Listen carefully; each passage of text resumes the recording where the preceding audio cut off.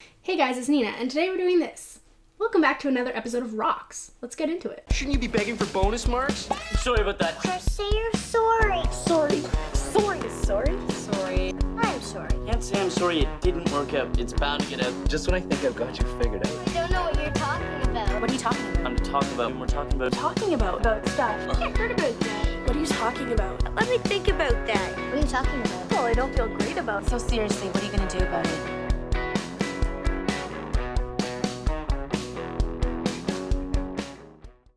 I'm just now realizing that I've sort of dressed more 90s with my butterfly clips and this like cropped sweater thing, so I guess I'm throwing it back. For this video, I only rewatched the first season and I want to watch the rest of it because there's only 13 episodes in the first season, so let me know down below if you want me to watch the next 3 seasons and talk about them. So as most of you, if not all of you know, Life with Derek is about a joint family. The main characters being Derek, Lizzie, Edwin, George and Nora, Marty, and Casey.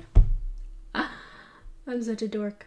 It's essentially about Casey coping with having a new stepbrother who's kind of really annoying, and then having to go to a new school where she's not as popular as she was in her private school in Toronto. Before I get into the characters and the relationships, there are a few observations that I made that I just want to talk about. First of all, I totally forgot about the goofy transitions and stingers that they put in between each of the scenes, and also those little monologues that they do. I feel like these sort of transitions are more common in that era of television, especially the jingles. They also, at least in the first season, unnecessarily use sound effects to emphasize things that are happening.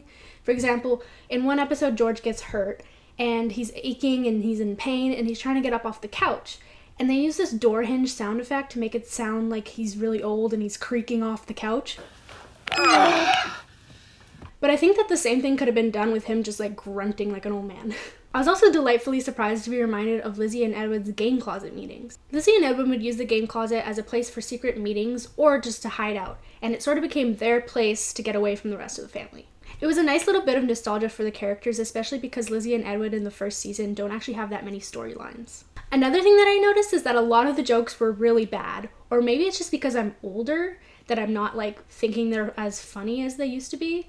But let me explain. For example, in the third episode, Casey falls down the stairs and she gets labeled Klutzilla and she gets made fun of throughout the episode for it. Then there's this one girl that walks by her and says this. I know your favorite season.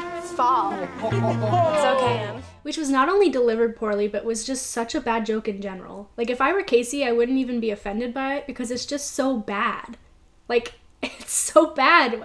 But then again, a few minutes later we get this joke. Butt out, Corey. You leave my butt out of this. It's okay, Em. Which made me chuckle, so who am I to judge what makes a good joke? I guess the jokes that I found bad were typically the insults that were thrown around.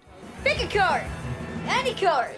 King of dorks. I see we have a joker. Probably because they're so unrealistic. No one goes around making these mediocre insults, and if they do, they definitely don't get praise or laughter from them. There were a few other unrealistic things that I saw in this season. First of all, in the party episode, they were trying to make it seem like it was getting way too rowdy, and I guess as a kid it did sort of come off that way, but as an adult I'm just like, it wasn't even that bad. The shots they showed of it being crazy were just 2 guys moving a table to make a dance floor, which in retrospect is actually kind of responsible, and then 2 other guys lightly tossing Edwin onto the couch.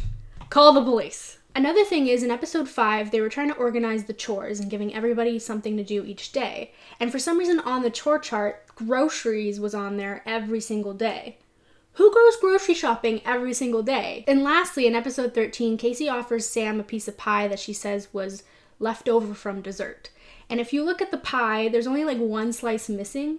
Granted, you could say maybe only 1 person had dessert at dessert time, but then again, you would think that Sam would know that there's probably some pie left. And then as Casey leaves the room with her slice of pie, if you look at the pie again, there's like half of it missing, so it's like, I guess Casey was really hungry. Okay, we're gonna get into the characters now, but first, Ryan Cooley makes an appearance in this first season. That's right, J.T. York from Degrassi plays Frank in episode 12. It's so fun to see like familiar Canadian actor faces, but also especially from Degrassi because everybody's in Degrassi, and I love Degrassi, but anyway, we're not talking about Degrassi yet. Anyway, let's get into the characters. Okay, as soon as I finish working out.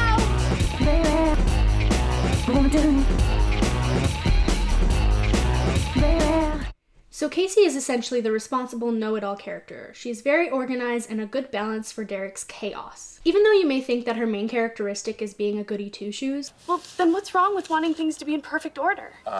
Nothing, but you're not a computer. I would argue that more than anything, she is dramatic. I wish the pain of the loss of dignity manifested itself into a raging fever. It's my fault you can't walk and talk at the same time. You insulted me when I was going down the stairs and then I fell. Now I'm the laughing stock of the school and you think that's funny? Emotional.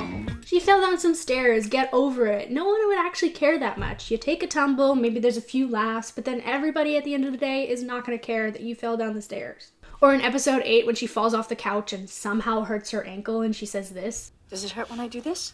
Ow, yes. I haven't done anything yet. She describes the situation like this. Well, I was watching TV and Derek grabbed the remote from me and threw it at me like some weapon of mass destruction. When in reality, he sort of lightly tossed it to her. Because supposedly her falling off the couch was Derek's fault, he owes her something in return for her not telling the parents what he did. Which in my opinion is not even Derek's fault at all. Like, why was she sitting on the back of the couch? But anyway. Instead of just asking for something she wants, she makes it her mission to take something of his that he wants. $72.53, but he doesn't know what it's for. $72? Oh, he must be buying something good. And he doesn't want me to know about it. Well, whatever it is, it's so mine. Which is just cruel. She decides to take his White Stripes tickets, only because it was something he was working towards getting. The only reason she wanted those tickets was because she just wanted to take something of his that would upset him, not because she herself wanted those tickets. A lot of the times Casey is right and Derek does treat her poorly, but in this case, she is so wrong. She's intentionally acting malicious and it doesn't sit well with me.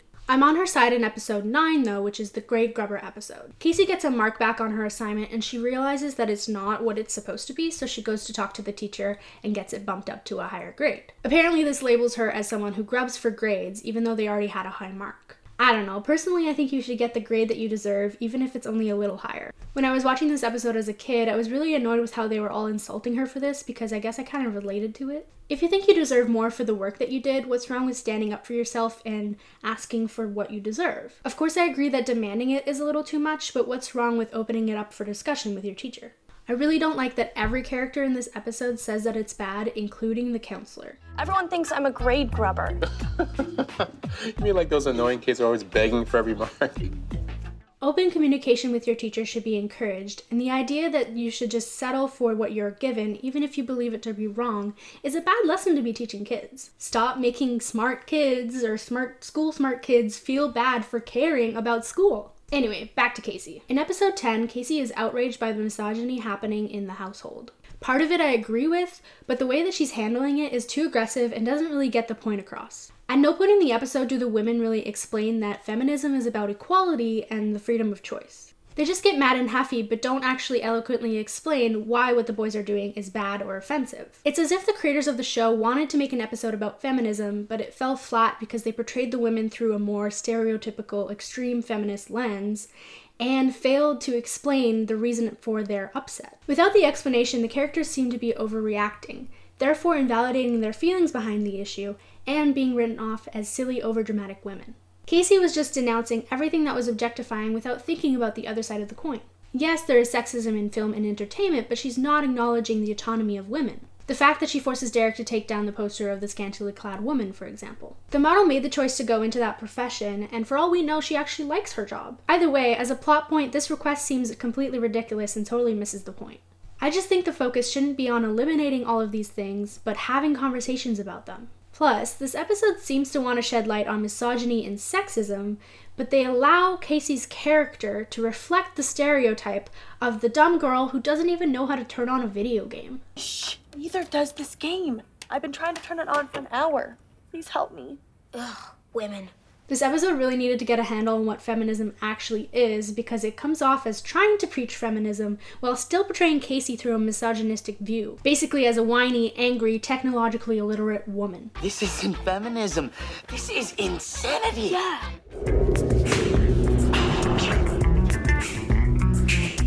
You mean Derek? In the first season, Derek hardly has any redeeming qualities. I remember him being annoying, but ultimately a good guy, and I think it's true of him eventually, but in this first season, he's just downright not great. Anytime he does show some compassion, it comes from a very selfish place. He only agrees if he can get something out of it. For example, when he agrees to film Nora's sister's wedding, it's only because he gets the opportunity to be a director, which he's always wanted to do. As far as big brothers go, he really treats Edwin like a slave or a punching bag.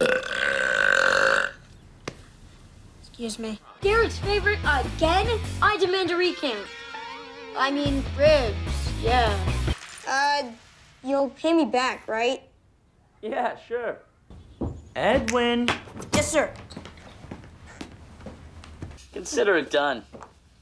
Edwin, clean up this mess and do the dishes. He's always on a huge high horse, acts like he's the king of the castle, and he is so arrogant. But you have to.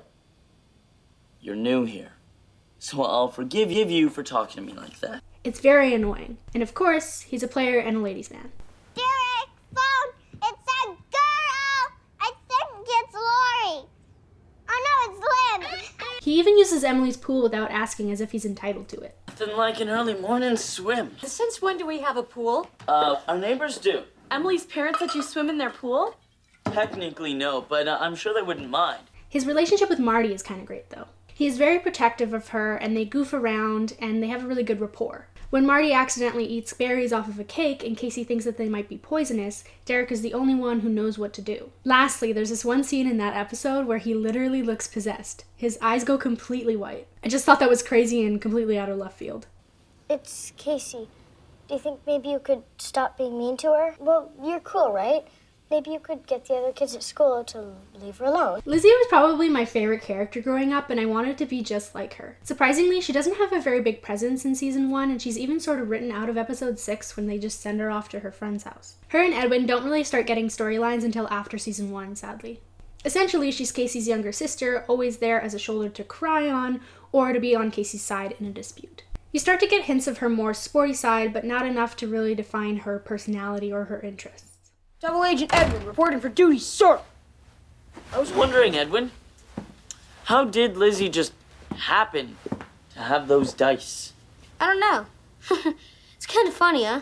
Edwin also doesn't really have storylines of his own, but you get to see more of his personality. He's witty. Listen, I might need a little help with the drywall. I would, Dad. But there's these things called child labor laws. Yeah, I know. I'm a lawyer, remember? Exactly. Which is why you should stick to lawyering and hire a contractor. I don't need a contractor. I need my son to help. Great. I'll go get Derek. Not that son. My other son. I have another brother. And confident. Who's this handsome young man? This handsome young man is Edwin. I can see how he's influenced by Derek and will probably follow in his footsteps in terms of being a ladies' man. He gets his first girlfriend in episode 13, and he's quite smitten and very sweet to her, which is indicative of the opposite of what I just said. Only time will tell. He also completely misunderstands the point of feminism because the girls continuously fail to actually explain it. Edwin, clean up this mess and do the dishes. Hey, you can't tell me what to do because you're not a woman. Other than that, not much to say about Edwin in season 1. I have an announcement. I'm not wearing socks. I said I'm not wearing socks. Even though Marty is probably the character that you least think about, she has more personality and character development than Lizzie does, which just makes me annoyed that they didn't utilize Lizzie more. Marty is kind of a whiny brat. I hit Dimmy. But it was an accident, right, Marty? No, Dimmy bugged me, so I gave him the old one too. Oh, Marty, that's terrible. You never hit anyone. But Dimmy's a doofus. Marty, upstairs now. You're mean. I'm sure Marty's very sorry. No, I'm not. Cry, baby. She's spoiled, and George and Nora basically give her so much leeway to do whatever she wants just because she's a little kid. You gotta get dressed. No, disappear. Come on, you can choose your own clothes. I got 2 pairs of pants, 3 shirts, and look, there's a lovely little skirt. That skirt's ugly. I think it's really cute. Disappear, bumhead. Thanks for trying, Lizzie. Marty's not very good in the morning. Really not much better at night. You let her eat under there? No. Marty, please come out and eat like a person. Big kitty after dinner. Marty? Okay, fine. Eat under the table, but this is the last time. Who said you could make potions with my stuff? You're not allowed to touch things that aren't yours. It's for him. Whew, hot date tonight, Marty? You think this is funny?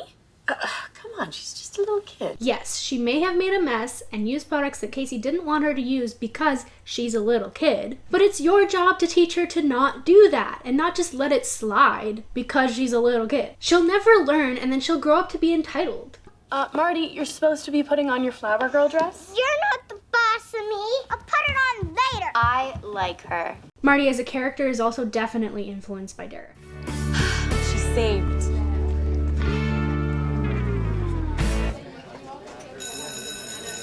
I was completely shocked by Emily's character in the first season. I remember her as being Casey's best friend, and I remember her being a good friend, but she cannot be farther from it. She ultimately cares more about her reputation and boys than being there for or supporting her friend. In episode 3, she tries to avoid Casey because she was labeled as Klutzilla and she didn't want to be associated with the loser. Derek is actually the one that gets her to turn around and be there for her friend in need. And then in the party episode when Edwin needs her help, Let's shave his head. Emily, help! Kind of busy here. she ignores him because flirting with this guy right here and now is more important than being a good person, apparently. Plus, can't she see that the reason he needs help is because the party is getting out of hand and her best friend would probably want help calming it down before she gets in trouble? You'd think as a best friend that you'd want to prioritize them over some random guy and then also notice how the situation around you might be affecting them. She kind of sucks. She even says this to Casey, to her face. Well, I appreciate you sticking by me. It must be hard to be friends with someone so unpopular. It is. Not only is that rude, but it's also so toxic. Having had a friend that would make comments like that often, even though alone it may seem insignificant and more of a lapse in judgment, add them all up and you have a very toxic friendship. I hope she gets better in the later seasons. So, what is this all about again? A shelf in the bathroom and a coat hook. More than that, it's about a place to put my toothbrush. If you don't have a place to put your toothbrush, then what exactly do you have? I don't really know. Paul is a character that really stuck with me for some reason. He really was an open and positive character who, for the most part, really allowed Casey to be herself. I really love the fact that the show was normalizing using a guidance counselor to work through everyday normal problems. He's introduced in the first episode and Casey really grows to have a good relationship with him. It doesn't hurt that the actor is a well-known Canadian face in DCOM such as Twitches and True Confessions. Pretty sweet, huh? I bet the birds will be fighting to move in. Ultimately, I do not like George. Right from the very first episode, he really rubbed me the wrong way. I don't think Derek should have to give up his room.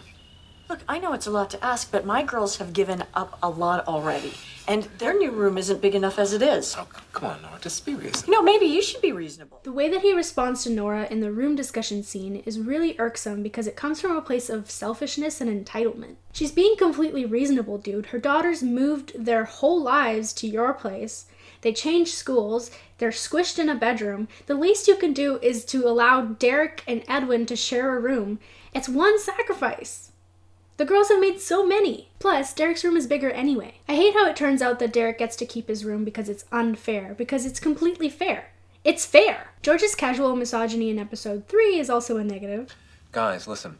Now that you have 2 new sisters, you're gonna have to be more sensitive. Girls are often quite emotional. It's perfectly normal, especially at Casey's age. George, that's just stupid. He's also, in general, not the best at parenting. Just because we forgot to pick up the kids from school, that's totally normal. Besides, I'll bet Edwin and Lizzie are gonna laugh about this someday. In the meantime, I doubled their allowance to make up for the mistake.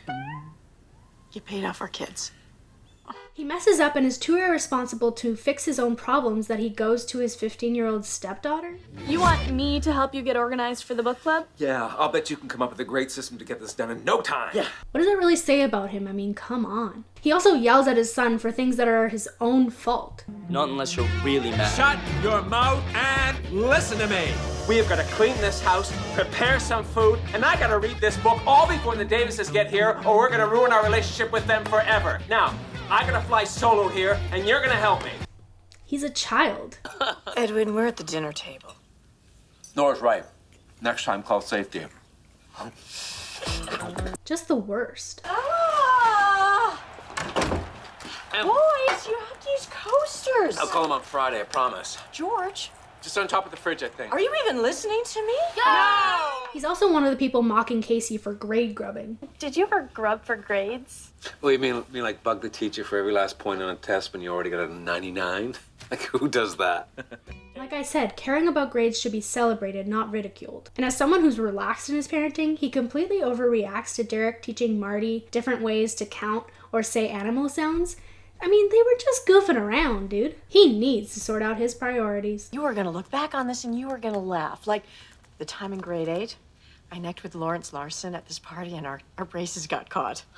I have a geography teacher named Mr. Larson, whose first name is Lawrence. Oh, I'm sure it's a different Lawrence Larson, who, now that I think of it, became a teacher. Anyway. As for Nora, I like her a lot more. For the most part, she sticks up for her girls, and she's not afraid to put George in his place. George, that's just stupid. Nora, those magazines also contain valuable automotive information. What do you know about cars? Dude, your stepsister is... Don't you dare finish that sentence. Look, all I know is she played a mean Babe Raider, and now she looks like Babe Raider. What are you talking about? She would never play that game. I mean, it's completely against her morals.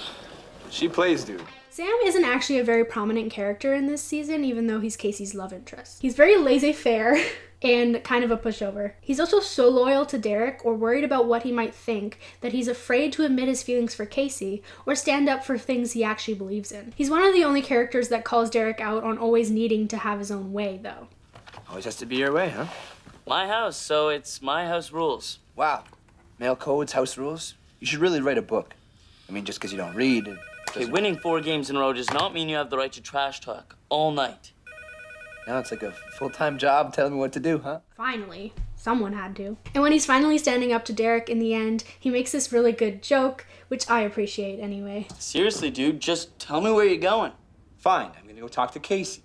Why? Well, I've thought about what Marty said, and I'm gonna ask Casey to marry me. Also, he's not as cute as I remember. Like, as a kid, I remember liking him. Like, I thought he was, like, the cutest guy ever. But watching it now, he's just got a generic face. It has been way too long. So sweet of you guys to cram us in here for the wedding reception. Harry couldn't afford anywhere nice. And finally, we have Casey's mean cousin, Vicky. I only mention her because in Season 1, she's played by Sarah Gadon, but in Season 4, she's played by none other than Paula Brancati.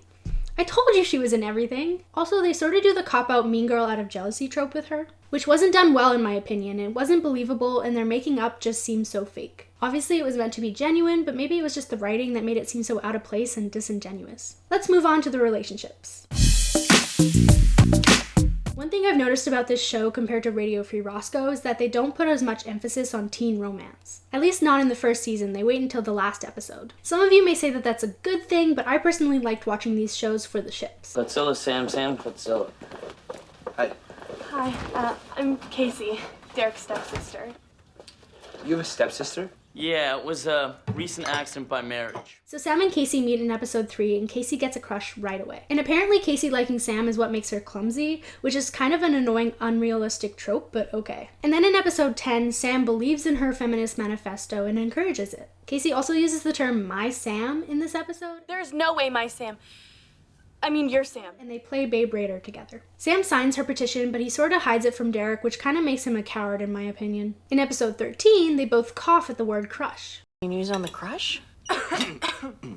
In this episode, they're finally talking about Casey and Sam as a couple more seriously, but Derek says that she's off limits because of the boy code. Apparently, best friend siblings are off limits. And then Sam listens to Derek and treats her poorly, once again making him a coward. But as I was saying before, Sam does finally stand up to Derek, and Casey and Sam kiss. That's essentially the gist of their relationship in season 1, and they end it with this. Oh, and speaking of puking, could whoever's playing footsie with me please stop? Sorry. Which I found pretty funny and relatable. I do wish more came out of it though, because they were the only true love interests in this season. Just take out the trash. Fine. Here it is. What are you doing?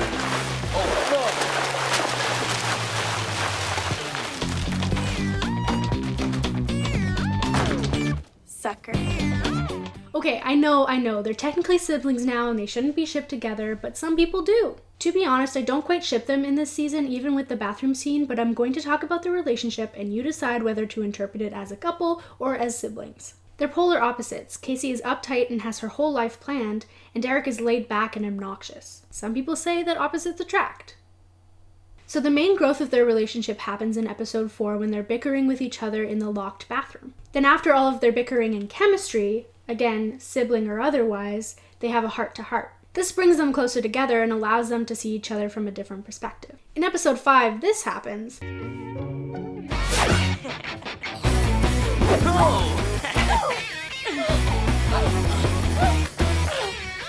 minutes, people! And some people may consider that flirting, but it could just be siblings goofing around. We also know that they are each other's types. Derek dates Amy and Sandra, who are both really similar to Casey in personality types. And Casey eventually gets with Truman, whom she fights with every step of the way, just like she does with Derek. Derek gets help from Casey on an assignment in episode 9, and Casey puts aside her resistance to a grade grubber reputation to get him the grade that he needs to pass. I would argue that they're a better couple than Casey and Sam. I mean, Casey only really likes Sam superficially. In episode 12, Derek asks Frank to take the heat off of Casey a little bit in regards to the school merchandise business, which seemingly comes out of the goodness of his own heart. Listen, obviously these two are not framed as a couple in this show, but I can see why they're shipped together. If anything, you have to admit that they have a great sibling connection that only grows throughout the seasons. Let me know what you think in the comments. Anyway, that's all I've got. Let me know if I should watch the rest of the seasons of Live with Derek, and let me know which Canadian teen show I should watch next on this series, because I need them. Follow me on my socials, and don't forget to give this video a like and a physical thumbs up, and I'll see you later. And if you want to see me, subscribe. Gives them an opportunity. Oh my god. And Casey and Derek kiss. Casey and Derek kiss. Got it.